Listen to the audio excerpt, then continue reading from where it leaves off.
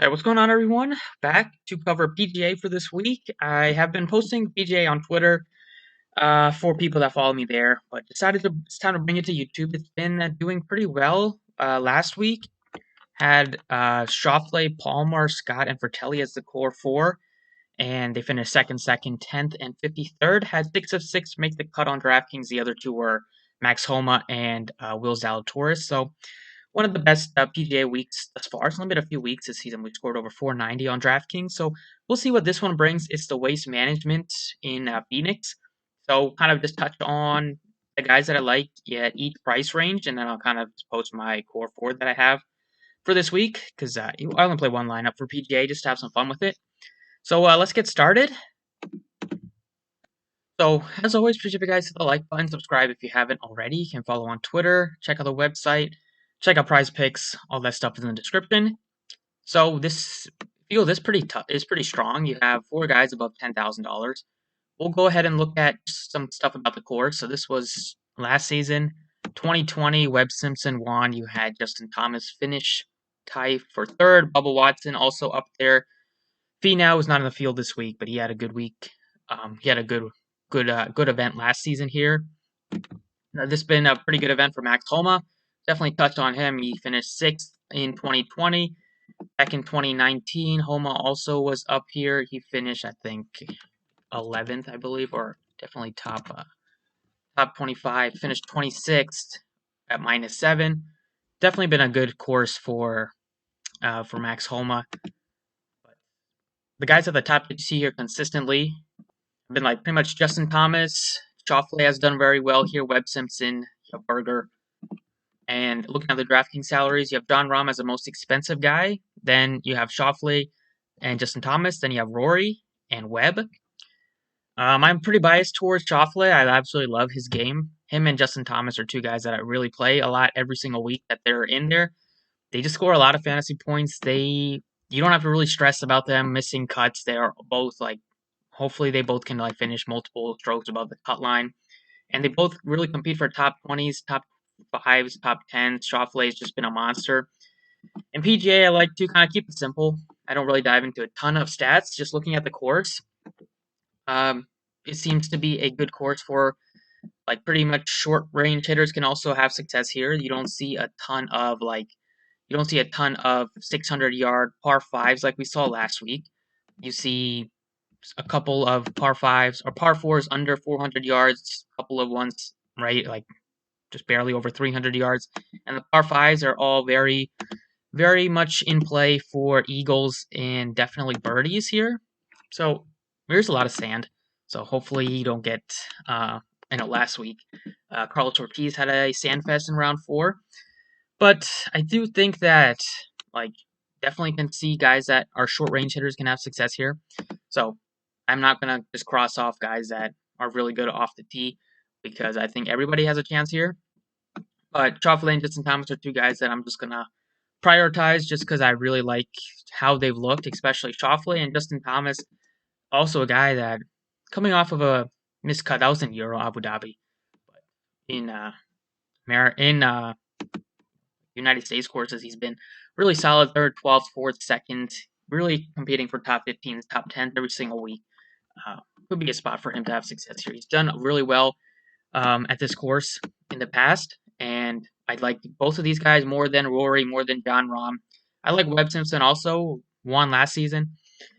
It's going to be tough for me to pay up for three. It's already kind of tough to pay up for both of these guys, but he would be the third guy that I consider above $10,000.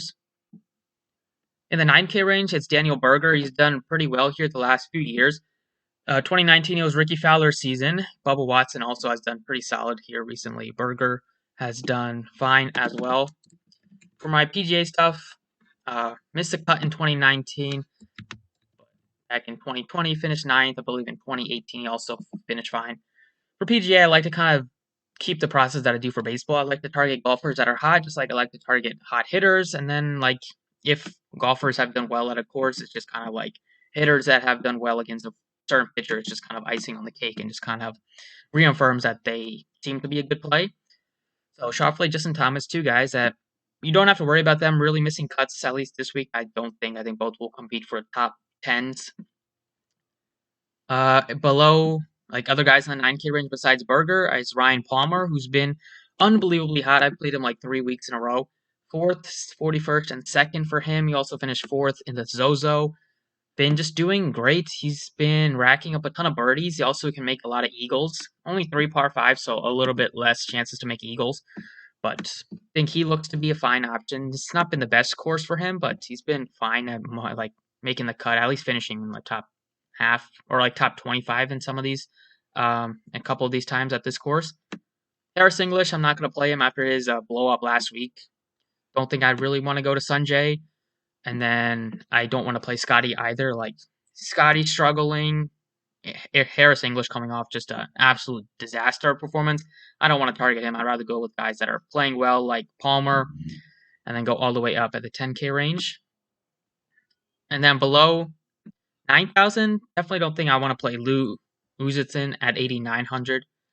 I think you can definitely go to Zalatoris at 9,000, who gives you a lot of upside, making top 10s. Had a good week last week against or at the Farmers, finishing tied for 7th. He competes most times finishing in the top 10s, more than half of the time last season. I think he looks to be another guy that we can target at 9,000. We have Bubba Watson, who's in the 8K range. He is kind of a hit or miss play, but this has been a pretty solid course for him in going back. He hasn't played only one time he play since November. Last week, Farmers struggled. Looked fine at round 1, and then round 2 just kind of blew up. He's a guy that kind of sometimes you do have to worry about him getting over the cut line because he doesn't make a ton of birdies, but when he does make the cut, he tends to have a good like 3rd and 4th round. Just need to kind of survive the first 2 days out of Watson. He does kind of get better as the days go on. Fowler, I haven't played him much. It's been a good course for him, but he's a guy that I don't really like the form, so I probably won't get to him either. So in the 8K range, I'm not playing Matthew Wolf. I'm really looking at Bubba Watson and the Woodlands, although he's been pretty bad recently, but it's been a good course for him. So Watson, Woodland, 2 guys that I like in the 8K range. In the 7K range, it's Max Homa, who's starting to play well. He's kind of ascending, so definitely want to target guys that are playing well. 12th, 21st, and 18th. 3 top 25s for him. 3 straight events. It's been a very good course for him going back a few years. So definitely think you can look to Max Homa.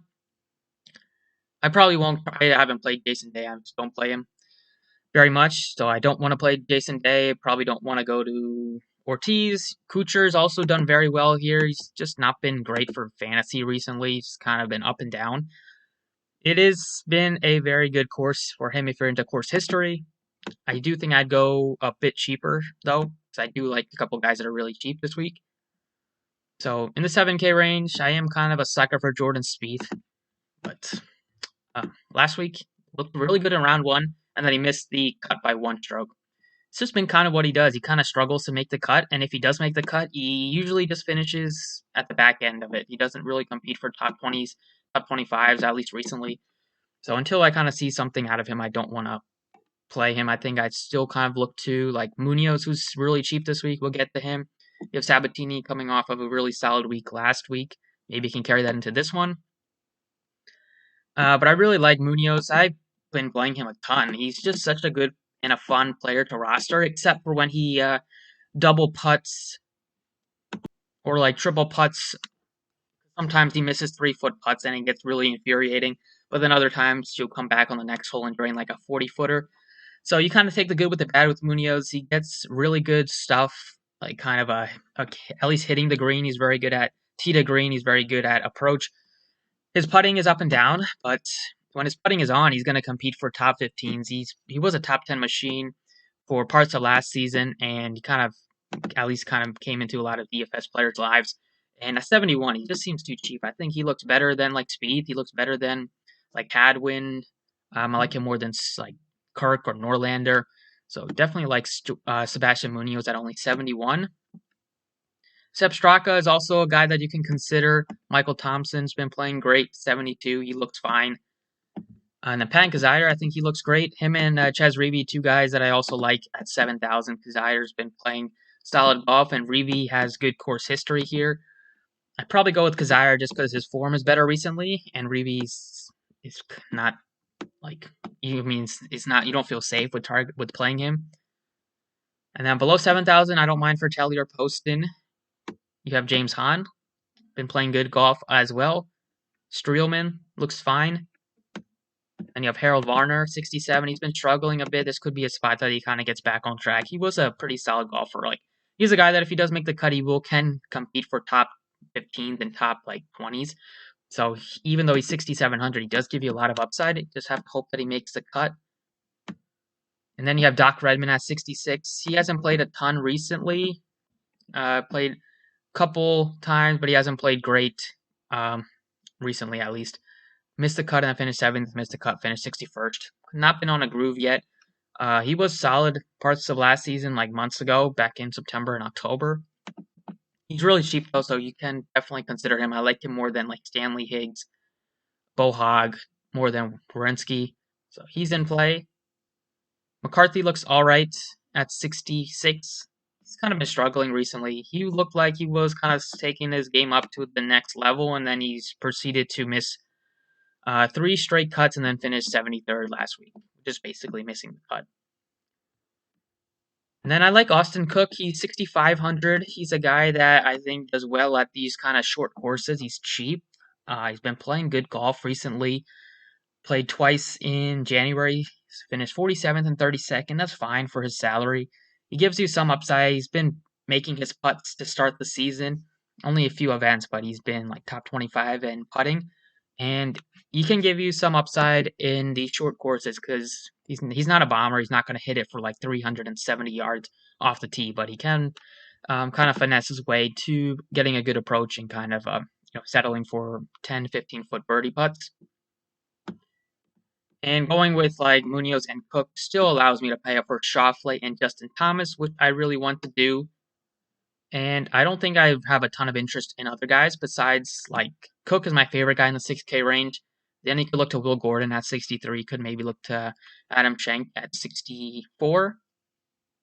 But that's kind of it. I don't think I'm going to target anybody at 6,000 or 61 or 62. So that's kind of the quick rundown for PGA this week. Thank you guys for watching. I will touch on my Fanduel picks. Fanduel is a lot easier to pay up for guys. So definitely kind of spend some time touching on PGA. All right, on FanDuel, we have, once again, just like DraftKings, Jon Rahm is your most expensive golfer. And then you have Justin Thomas at 11.8, Xander Schauffele at 11.6. They're still my 2 favorite golfers to target at the top tier. Berger is 11.1. I don't really play Decky at all, just because I hate guys that can't putt. It just really gets frustrating. Schauffele and Justin Thomas, both guys have great numbers and great course history here. Both guys play great golf, and I feel great about targeting both of them. They're my 2 top golfers to target. I would put the money on both of them to finish in the top 5 at least. Zalatoris looks solid at 10.6. I like Watson a bit at 10.4. And then you have Ryan Palmer at 10.1, who's been playing really good golf. I like Homa at 96. It kind of priced him up, but I like the way he's playing, and I like his numbers at this course. I definitely play Homa over Kuchar, Corey Connors, Champ. And then I like Sebastian Munoz again. I like to kind of keep a similar core on both sides just because I like to root for same golfers. But Munoz looks great at 91. He hasn't played here, but that's not necessarily a bad thing because definitely could just come out of the gates and just really rack it up here. At 9,100 seems to be a nice price tag compared to other guys at his range like Norlander, Kirk, Spieth, Johnson, Long. Munoz gives you a lot more upside than those guys. And then I would probably go back to Cook to get my one guy in the 7K range. Austin Cook at 78. So looking at other guys that are cheap here in the 7K range, in the just barely above 8,000, we have Reeve and Redmond and Poston. I'd probably go Redmond, Poston, Reeve in that order. Yeah, Werenski's been playing fine, but I don't feel confident with him. I like Varner a bit. I like Cook a little bit more. Gordon looks okay, but I like Cook a little bit more. And that's mainly it. I don't think I'll go super cheap here. You could look at Denny McCarthy, but I just don't feel great about the way he's been playing recently. Putnam could be a decent just punt play if you want to pay up for like multiple guys above 11,000 or 10,000. But this still leaves you with like 10K left, so you can definitely look to like Palmer, who I like, Watson looks solid, maybe even Zalatoris. Plug him in at 10.6. You have 9,100 left. Could look to like Harmon or Gooch. But that's pretty much it for the video. So these are the 4 golfers that I feel good about this week. Thank you guys for watching, and best of luck.